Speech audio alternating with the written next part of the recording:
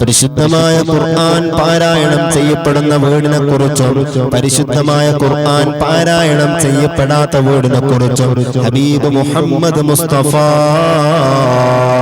സ്വല്ലല്ലാഹു അലൈഹി വസല്ലമ തങ്ങൾ പറഞ്ഞത് എന്താണ്?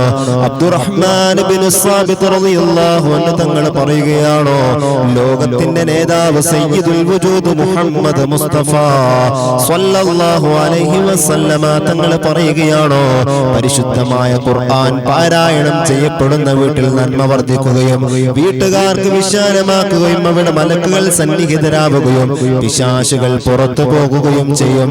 എന്നാൽ പരിശുദ്ധമായ ഖുർആൻ പാരായണം ചെയ്യപ്പെടാത്ത വീട്ടിൽ വസിക്കുന്ന ആളുകൾക്ക് സങ്കീർണമാക്കപ്പെടുകയും നന്മ കുറഞ്ഞു പോവുകയും മലക്കുകൾ ആ വീട്ടിൽ നിന്ന് പുറത്തു പോവുകയും പിശാചുകൾ അവിടെ ആഗതമാകുകയും ചെയ്യുമെന്ന് സയ്യിദുൽ വജൂദ് മുഹമ്മദ് മുസ്തഫ സ്വല്ലല്ലാഹു അലൈഹി വസല്ലമ തങ്ങൾ പറയുകയാണോ, ഇന്ന് എല്ലാ വീട്ടിലേത് വീട്ടിലെടുത്തു നോക്കിയാലും പ്രയാസങ്ങളാണ്, രോഗങ്ങളാണ്, ബുദ്ധിമുട്ടുകളാണ്, കടങ്ങളാണ്, പ്രയാസങ്ങളാണ്.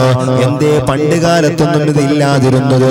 പണ്ടുകാലം മഗ്‌രിബിന്റെ ഇശാഇന്റെ ഇടയിൽ ഉമ്മമാര് ഖുർആൻ ഓതുമായിരുന്നു, കുട്ടികൾ ഖുർആൻ ഓതുമായിരുന്നു. ഇന്നാ പതിവില്ല. ഇന്നൊരു വീട്ടിലും ഖുർആൻ ഓതി നോക്കുന്നില്ല. മഗ്‌രിബിന്റെ ഇശാഇന്റെ ഇടയിൽ പോയിട്ട് ആ വീട്ടിൽ പരിശുദ്ധമായ ഖുർആൻ തുറന്നു നോക്കുന്ന പോലുമില്ല.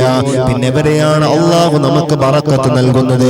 എവിടെയാണ് നമുക്ക് സമാധാനം നൽകുന്നത്? എവിടെയാണ് നമ്മുടെ രോഗങ്ങൾ നീങ്ങുന്നത്? എവിടെയാണ് നമ്മുടെ രോഗങ്ങൾ ശിഫ നൽകുന്നത്? എങ്ങനെയാണ് നമ്മൾ അള്ളാഹുവിനോട് ചോദിച്ചു കഴിഞ്ഞാൽ അള്ളാഹു എങ്ങനെയാണ്